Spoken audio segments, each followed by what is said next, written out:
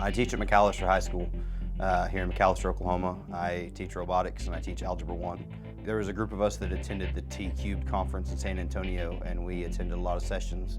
We knew we wanted to implement TI, and then just as the process went, talking to our administrators and talking to our central office people and acquiring funding, it just kind of grew, and I decided to take the lead on that. And we have plenty of teachers here that have training in all of these technologies with the innovators and the rovers, and so they provide input as well. All of these were given to us by our Gear Up grants in the last couple of years, and so we're blessed by that. Using a TI coach is one of my favorite experiences of my school year. It's one of my favorite professional developments that we get to experience. We've had 4 sets of training every year for me for the last 5 years.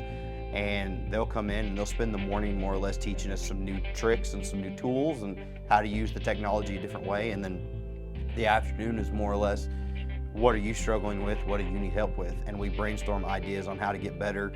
My students are incredibly more engaged using TI technology now, more so than when I don't. I've never actually taught without TI technology. I've had it since I basically walked into my classroom here.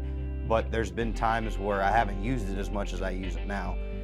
And I noticed the more I use it, the more engaged my students are. It more or less is basically using a cell phone when they're using the calculator. It's a better way for them to learn. It's an easier way for them to learn because it's something they do all the time.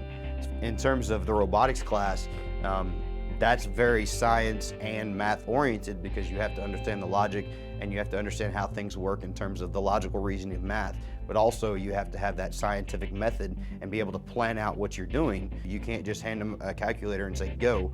I make them plan things out and I make them think about what they're doing before they engage in the activity.